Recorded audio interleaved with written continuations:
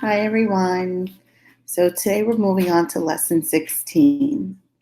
And our focus today is I can draft detailed sentences and a conclusion statement of my informative paragraph using evidence from my research. So today we're going to add another detail to the writing we started last week. And we're also going to wrap up our writing with a conclusion statement.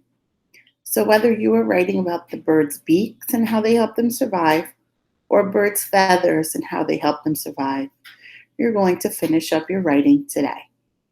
Okay, let's get moving. So we've learned about adjectives and verbs, and we've been using a lot of these in our discussions and our writing. Okay, an adjective, if you remember, is a describing word, describes a person, place, or thing. And we've been describing birds in many ways using adjectives. And a verb, which is a word that shows action. All right, so let's kind of review a little bit here. So we were talking about the parts of informative paragraphs. Last week, you worked on your focus statement and the detail. Today, we're going to work on our second detail and a conclusion.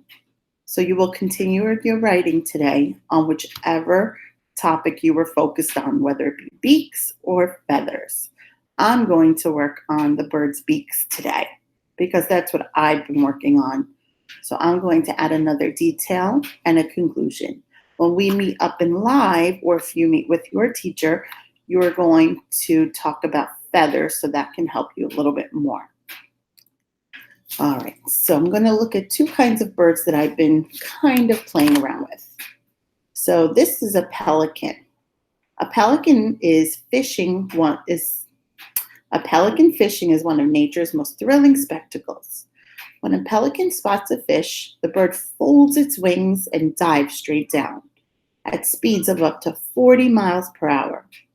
As the pelican crashes, open mouth, into the water, the pouch of its lower bill puffs up like a net, and it catches its prey.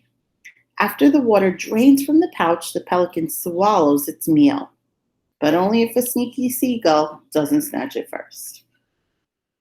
Okay? And I've also been working with the macaw. A macaw is a mighty bird with a mighty beak. If a hyacinth macaw is intent on munching on a coconut, his beak works its magic. A macaw's beak is so strong it can easily crush a whole Brazil nut or a person's knuckle. Can you believe that? A macaw's tongue is dry, slightly scaly, and has a bone inside of it, all of which makes it an excellent tool for breaking open and eating food. Strangely enough, these birds, as with other types of macaws, sometimes even use their beaks as additional feet. Since they help them maintain their clutches on trees, their beaks help them scale things more easily. Scale means to climb. That's a fancier verb, right? Stronger verb than climb. All right. So, a pelican. So let's see what details I can add about the pelican. All right, so I know the pelican has a long beak. So let's describe the beak first. It's long. Okay. And let's see, it has a net. Okay, kind of looks like a net, right? Its bottom bill kind of looks like a net. Kind that you would use to take fishing yourself, right? Okay. And then how does his beak help him survive?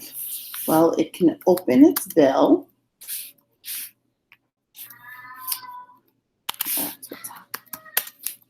It can open its bill, okay, to scoop up the fish.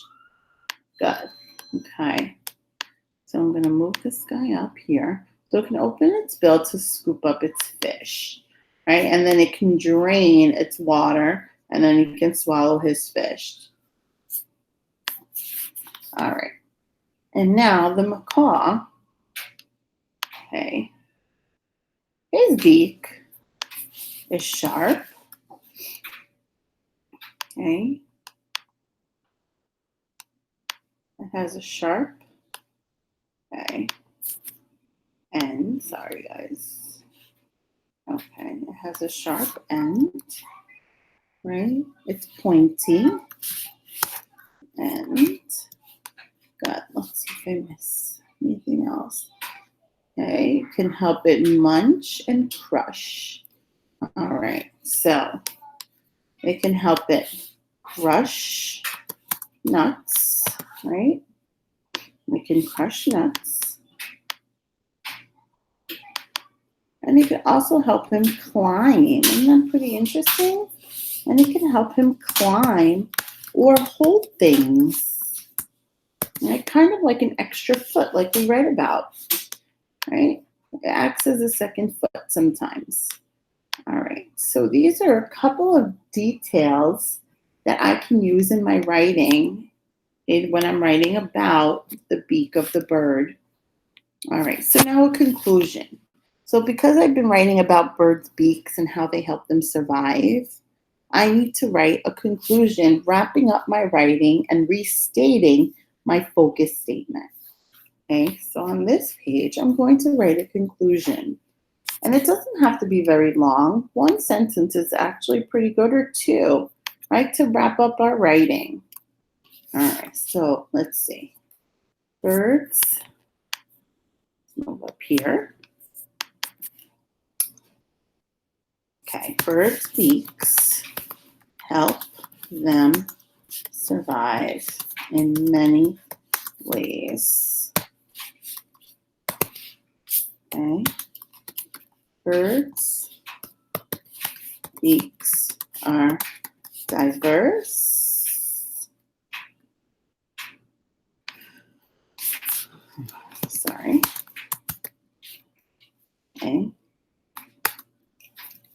And are an important tool for the bird's survival.